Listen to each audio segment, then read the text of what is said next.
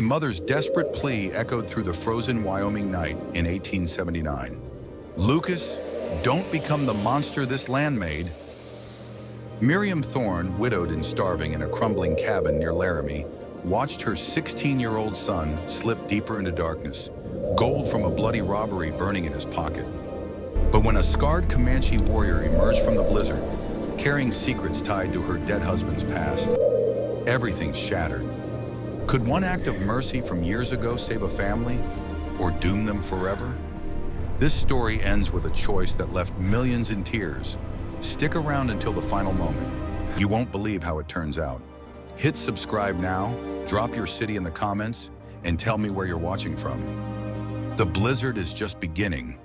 The wind howled like a wounded animal across the Wyoming plains in the winter of 1879, driving needles of snow through every crack in the Thorne cabin near Laramie.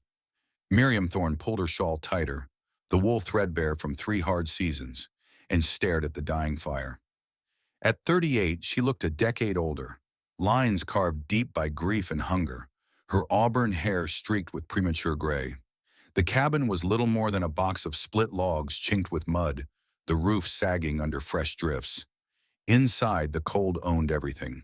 She knelt and fed the last splintered chair leg to the flames, watching sparks climb the chimney like desperate prayers. 3 years earlier, Jed had died in a saloon brawl over a bad hand of cards, leaving her and their boy with nothing but debt and a name that carried no weight. Miriam had sold the last cow that autumn, traded the plow for a sack of flour already half gone. Now the root cellar held only shriveled potatoes and a few strings of dried venison. Winter had come early and mean. Footsteps crunched outside, heavy and deliberate. The door groaned open, and Lucas stepped in, stamping snow from his boots. At 16, he was already taller than his father, broad-shouldered from chopping wood and hauling water, but his eyes carried a hardness that hadn't been there a year ago. He carried the old Winchester slung across his back and a burlap sack in his left hand. Miriam rose slowly, reading the tension in his jaw. "You're late," she said, voice low and even. "Supper's cold." Lucas set the sack on the table without meeting her gaze. "Wasn't hunting rabbits today." She crossed the room and lifted the flap. Gold coins glinted in the firelight. $30 or $40 worth. More money than they'd seen in 2 years. Her stomach twisted. Where did this come from? "Stage out of Cheyenne got hit 10 miles east. A couple of fellas I ride with needed an extra hand." He looked at her defiant. "They paid fair." "Paid in blood money." Miriam's voice cracked like thin ice. "You think those coins will wash the stain off your hands?" Lucas laughed, short and bitter. "Stain? We're starving, Ma. Potatoes sprouting eyes, flour full of weevils. You want me to watch you waste away while I pretend there's honor in freezing to death?" She reached for him, fingers brushing his coat sleeve, but he stepped back. "Your father never took what wasn't his. My father's dead because he trusted the wrong men. Cards, whiskey, a world that doesn't give a damn. I ain't making the same mistake." He scooped a handful of coins and let them fall back with a metallic clink. "This buys coal, bacon, maybe seed for spring. It buys time." Miriam felt the room tilt. She had raised him on stories of right and wrong, on the Bible hidden under the floorboards, on the promise that hard work and clean hands would see them through. Now those lessons rang hollow against the howl of the wind and the weight of stolen gold. "You're 16, she said quietly. "Still time to choose differently." "Time's what we don't have." Lucas turned toward the door, pausing with his hand on the latch. "I'm going back out tomorrow. They're planning another run before the next storm. You can keep the money or burn it. Either way, we eat." The door slammed behind him. Miriam stood motionless, listening to his footsteps fade into the storm. She sank onto the 3-legged stool, elbows on the table, face in her hands. The fire popped and spat, throwing shadows across the walls. Outside, the blizzard screamed, burying the world in white. She thought of Jed's last words slurred through blood. "Take care of the boy." She had promised. Now the boy was slipping away, trading his soul for survival. The gold sat on the table like a coiled snake, promising warmth while poisoning everything it touched. Miriam reached under the table, fingers finding the loose board. She pulled out the small leather Bible, opened it to Proverbs, and read by firelight. The wicked flee when no man pursueth, but the righteous are bold as a lion. The words blurred through sudden tears. She closed the book and pressed it to her chest. Somewhere in the night, Lucas was riding with men who killed for coin. Somewhere deeper, a reckoning was coming, whether from the law, from the grave, or from the choices he was making right now. Miriam wiped her eyes, stood, and banked the fire. She would not sleep tonight. She would wait for dawn, wait for her son to return, and pray the storm took the gold before it took him. The wind rose again, rattling the shutters like bones.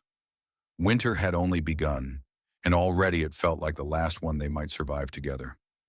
The storm had swallowed Lucas's footsteps hours ago, leaving Miriam alone with the gold that seemed to pulse on the table like a living thing. Dawn came gray and grudging, light filtering through frost-crusted shutters in thin, cold blades. She had not slept. Instead, she sat rigid, Bible closed in her lap, listening for the creak of boots or the snap of a twig that would mean her son had returned, or that trouble had found the cabin first. When the door finally banged open mid-morning, snow swirled in behind Lucas like smoke from a fresh gunshot. His coat was crusted white, cheeks raw from wind, but his eyes burned with something fiercer than cold. He carried no game, only the same burlap sack, heavier now. Miriam stood slowly, every muscle protesting the sleepless night. "You came back," she said, the words flat, neither relief nor accusation. "Had to." Lucas kicked the door shut, stamped snow into the dirt floor, and dropped the sack with a dull thud that scattered coins across the boards. They hit another freight wagon before first light, more than last time. Miriam stared at the spill of gold. Double what he'd brought yesterday, maybe more. The metallic gleam mocked the bare walls, the empty shelves. How many men died for that? 2 drivers tried to fight. 1 got away. Lucas shrugged, the motion too casual. "They won't talk." Nobody saw our faces clearly. She stepped forward, boot crunching on a coin, and picked it up between thumb and forefinger, as though it might bite.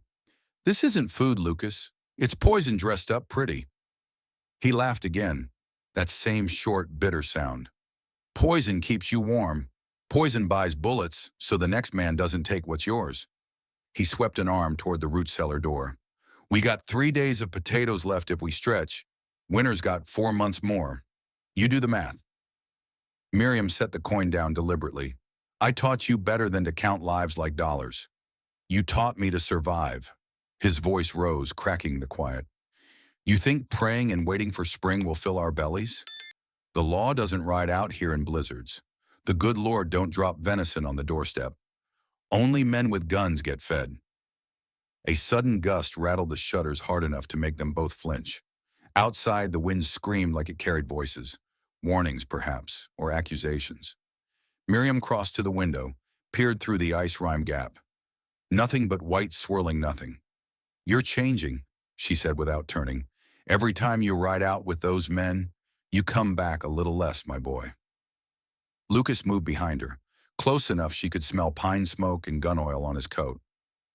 Maybe that boy was never going to make it through another winter. Maybe he needed to grow teeth. She turned then, fast, eyes locking on his. "Teeth that bite the hand that fed them?" He held her gaze unflinching. "I'm trying to feed us both." The silence stretched taut. Then from the far corner, where the old Winchester leaned against the wall, Miriam reached and lifted the rifle. The metal was cold, familiar, the same one Jed had carried the day he died. She held it across her palms like an offering, or a barrier. "Put the gold back in the sack," she said quietly. "Ride out and give it to whoever you took it from. Tell them you made a mistake." Lucas stared at the rifle, then at her face. "You'd shoot me before you let me keep it?" "I'd shoot myself first." Her voice stayed steady, though her hands trembled. "But I won't watch you turn into the kind of man who leaves widows and orphans behind him." A log in the fire snapped, sending sparks up the chimney. Lucas's jaw worked, muscle jumping under skin. For a moment she thought he might reach for the gun, thought the boy she raised might vanish right there in the cabin's dim light. Instead he stepped back, boots scraping the floorboards. Keep your Bible and your pride. I'll keep us alive. He scooped the coins into the sack with rough sweeps of his hand, the clinking loud in the hush. Tomorrow I ride again. Bigger score. Enough to buy land, maybe a real house. You'll thank me when the snow melts. He slung the sack over his shoulder and yanked the door open. Cold rushed in, fierce and hungry. Before he stepped out, he paused, half-turned. If I don't come back, he said, voice low, it's because I was trying to save us, not because I stopped caring. The door slammed. Miriam stood frozen, rifle still in her hands, listening as his footsteps crunched away into the storm once more. The gold was gone, but its weight remained, pressing on her chest, heavy as iron. She lowered the Winchester, set it back against the wall, and walked to the table. Her fingers traced the faint scratches the coins had left in the wood. Outside, the wind rose again, carrying the faint, distant crack of a rifle shot. Maybe hunters, maybe trouble, or maybe the sound of her son riding deeper into the dark. She sank onto the stool, head bowed. The fire had burned low, shadows lengthening across the floor. Another night waited, another dawn she might face alone. But something stirred beneath the fear, a stubborn spark, the same one that had kept her alive after Jed fell. She would not let the gold win. Not yet. And somewhere in the blizzard, Lucas rode on, the sack thumping against his back like a second heartbeat. Each coin whispering promises he could no longer refuse. The blizzard raged on through the second night after Lucas rode out again, the wind clawing at the cabin like fingers trying to pry it open. Miriam kept the fire low to conserve wood, sat wrapped in Jed's old blanket, and listened to the storm's roar. Every gust carried the echo of her son's parting words, each one a fresh cut. She had not touched the rifle since he left. Instead, she sharpened her kitchen knife on a whetstone, the rhythmic scrape steadying her hands when nothing else could. Near midnight, the wind dropped suddenly, leaving an unnatural hush. Then came the crunch of snow under boots, slow, deliberate steps that circled the cabin once before stopping at the door. Miriam rose, knife in hand, heart hammering against her ribs. The latch lifted without a knock. The door swung inward on frozen hinges, admitting a tall figure cloaked in buffalo robes crusted white. He stepped inside, bringing the cold with him, and pushed the hood back to reveal a face weathered by decades of sun and war. High cheekbones, silver-streaked black hair braided tight, and eyes dark as obsidian. The man closed the door against the wind, regarded her calmly, and spoke in measured English. I am Tate Blackfeather. I come in peace. Miriam Thorne. She kept the knife raised, though her arm trembled. How do you know my name? Your husband told me the winter of '76. Jed saved my life when soldiers had us pinned in a box canyon near the Platte. He refused their order to fire on wounded men, shared his rations, and let us out under cover of dark. Tate's gaze never wavered. I owed him a debt. Tonight I pay what I can. Miriam lowered the blade an inch. Jed's been dead 3 years. Debts don't carry to widows. They do when the sun walks the same bloody trail. Tate moved to the fire without asking, held his hands to the warmth. I watched Lucas ride with Hardin's gang yesterday. Saw him take a man's purse while the body still twitched. He rides hard, but he rides wrong. The words landed like stones in her gut. She sank back onto the stool, knife resting across her knees. He thinks it's the only way to keep us alive. Many have thought the same. Most end in shallow graves or prison bars. Tate pulled a small pouch from his belt, set it on the table, dried meat and a handful of coffee beans. This is not charity. It is what I can give while I speak the truth. Miriam eyed the food, stomach twisting with hunger, and she refused to show. What truth? Your boy is being hunted, not by lawmen yet, but by a ghost from the past. Tate's voice dropped lower. Dakota, Comanche like me, but younger, fiercer. He rode with Jed in the old days, scouted for settlers when the treaties still held paper-thin promises. When the army broke those promises, Dakota turned. His own people used him as bait in raids, sent him into hopeless fights so others could escape. He survived, but the betrayal ate him hollow. Now he gathers outcasts, promises them power, and looks for boys like Lucas. Strong blood, easy anger, to fill his ranks. A log shifted in the fire, sending sparks up the flue. Miriam felt the cabin shrink around her. Why my son? Because Lucas carries Jed's name, Jed's build, Jed's stubborn streak. Dakota sees a chance to twist what your husband once protected into a weapon against everything white men built. Tate leaned forward, firelight carving shadows across his scars. He will come soon. The storm hides his tracks, but not forever. Miriam's grip tightened on the knife handle. If he wants Lucas, he'll have to go through me. Tate studied her for a long moment, then nodded once. That is why I am here. Not to fight your battles, but to stand beside you when they come. I have no family left. This debt is all I have. Outside, the wind picked up again, moaning through the eaves like a warning. Miriam rose, crossed to the window, and peered into the white void. Nothing moved but swirling snow. Yet she felt eyes on the cabin, patient, waiting. She turned back to Tate. If Dakota comes, what then? We talk first. If words fail, we fight. Tate's mouth curved in a grim half-smile. And if you want to hear how this ends, how a mother's will and an old warrior's promise stand against a man eaten by hate, stay with the story. Hit subscribe so you don't miss the storm when it breaks. The blizzard is building, and the real reckoning rides with it. Miriam set the knife on the table, picked up the pouch of meat, and divided it carefully. She offered Tate half without a word. He accepted, chewing slowly while the fire crackled between them. The night stretched on, cold pressing in from every side. Somewhere in the dark, Lucas rode unaware, the gold heavy in his saddlebags, while two ghosts, one of mercy, one of vengeance, closed the distance. Miriam banked the fire low, sat with her back to the wall, and waited for the next sound of boots in the snow. This time, she would not face it alone. The storm returned with vicious intent just past midnight, snow whipping horizontal across the frozen ground, burying the cabin in drifts that reached the windowsills. Miriam and Tate sat in silence by the low fire, the Comanche warrior sharpening his knife with slow, deliberate strokes while she kept watch at the door. The wind masked every sound until it didn't, a sharp crack of wood splitting under weight, then the unmistakable thud of boots on the porch. Tate's hand paused mid-stroke. Miriam rose without a word, shotgun already in her grip.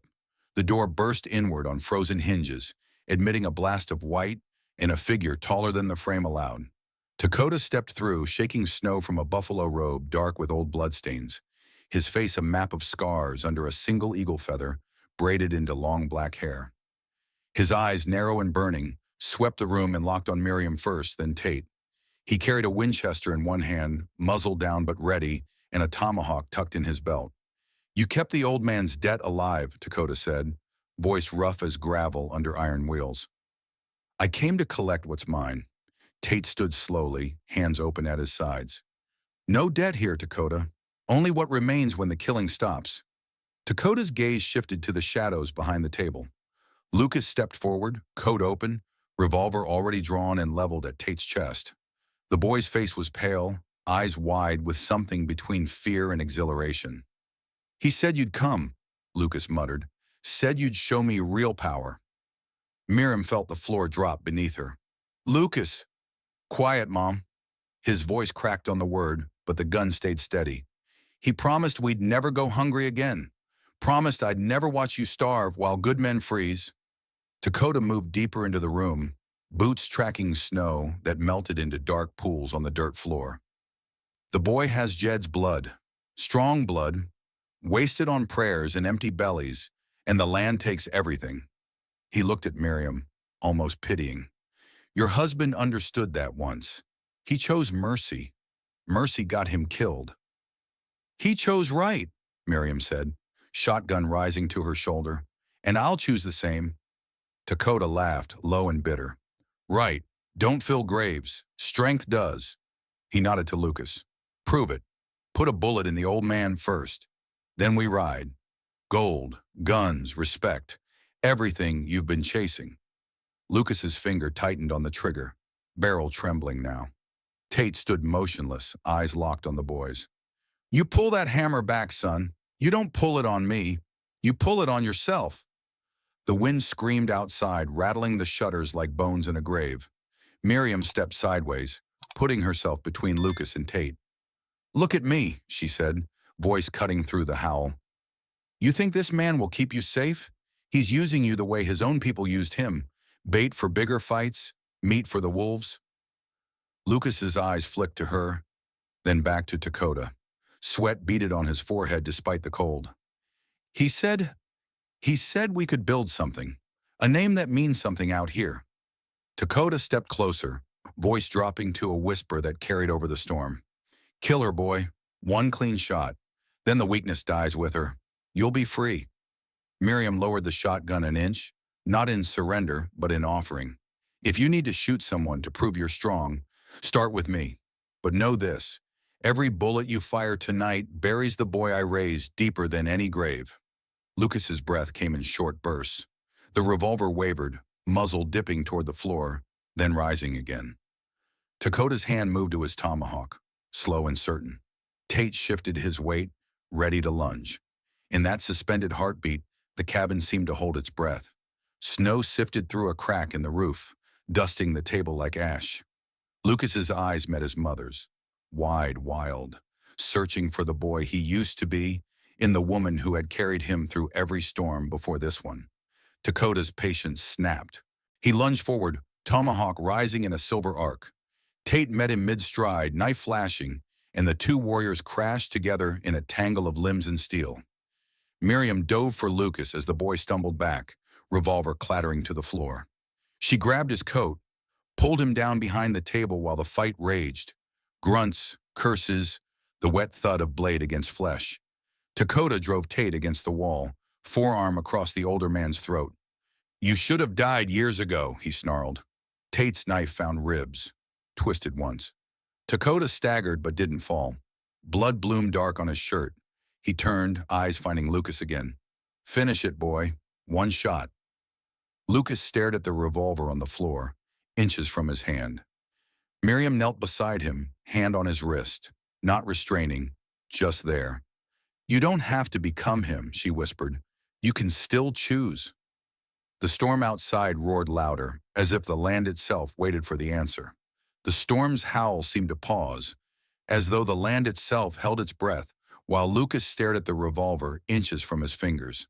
Dakota's blood dripped steadily onto the floorboards, mixing with melting snow, and Tate leaned against the wall, clutching a fresh gash across his forearm. Miriam's hand remained steady on her son's wrist, not pulling, not forcing, just anchoring him to the moment he had to decide. Lucas's breath came ragged. He looked from the gun to his mother, then to Dakota, whose eyes still burned with the same hollow fire that had consumed him years ago. The tomahawk hung loose in the warrior's grip, waiting. Lucas reached slowly, fingers closing around the revolver's grip, and for one terrible second, Miriam thought the choice was made. Instead, he rose, turned the barrel toward the ceiling, and thumbed the hammer forward with deliberate care. The click echoed louder than any shot. He opened the cylinder, spilled the cartridges onto the table one by one, then dropped the empty weapon at Dakota's feet. "I ain't your weapon," Lucas said, voice rough but steady. "And I ain't bearing my mother to prove I'm strong." Dakota's face twisted. Rage, disbelief, something almost like grief. He lunged, tomahawk rising in a final desperate arc. Tate pushed off the wall, intercepted the blow with his forearm, and drove his knife upward in the same motion. The blade found Dakota's side again, deeper this time. The warrior staggered, dropped to one knee, blood spreading dark across his robe. Miriam stepped forward, shotgun leveled. "Enough," she said. "It's over." Dakota looked up at her, chest heaving. "You think mercy wins out here? The land takes everything. Mercy just makes the dying slower." "Maybe," Miriam answered, "but dying slow with clean hands beats dying fast with blood on them." Lucas knelt beside the fallen warrior, close enough to see the scars that mapped a life of betrayal and survival. Dakota met his gaze, strength fading. "I wanted justice for what they took, for what my own did." "You got hate instead," Lucas said quietly. "It ate you before the bullets could." Dakota coughed once, wet and final. His hand reached out, not for the tomahawk, but for Lucas's coat sleeve, brief, almost gentle. Then the light left his eyes. The body slumped sideways into the pooling blood. Silence settled, broken only by the dying wind outside. Tate lowered himself to the floor, breathing hard, while Miriam set the shotgun aside and moved to her son. She pulled him into her arms without a word. Lucas stiffened at first, then leaned into her, shoulders shaking with the sobs he had held back for years. They stayed that way until the fire burned low. Tate rose slowly, wrapped a strip of cloth around his arm, and nodded toward the door. Storm's breaking. Dawn soon. Miriam helped Lucas to his feet. Together they carried Dakota outside, laid him on a blanket of fresh snow beneath the eaves. Tate spoke low words in Comanche, then covered the body with branches and stones. No grave, just a marker against the white until spring could claim it properly. Inside again, they sat around the dying fire. Lucas stared at his empty hands. You didn't, Miriam cut in. That's what matters. Tate watched them both. The boy chose. That choice will carry him farther than any gold. Dawn crept in gray at first, then gold as the sun broke the horizon. Snow stopped falling. The world outside lay still and clean, under a sky clearing to pale blue. Miriam stepped onto the porch, breathed deep of air that no longer cut like knives. Lucas joined her, coat unbuttoned for the first time in weeks. "We can't stay here," he said. "Not after this." "No," she agreed, "but we can leave with what we still have, each other, and whatever lessons the winter taught us." Tate appeared behind them, saddled horse already waiting. "South Ridge has good grazing come spring. Land open for claiming. I know the trails." Miriam looked at her son. "You ready to build something clean?" Lucas nodded once, firm. "Yeah, no more shortcuts." They packed what little remained, blankets, the Bible, a few tools, and loaded the horses. Tate rode ahead to scout. Miriam and Lucas followed side by side. The cabin shrank behind them, a dark shape against the endless white, until it vanished in the distance. As they crested the first rise, sunlight struck the snow and turned it to diamonds.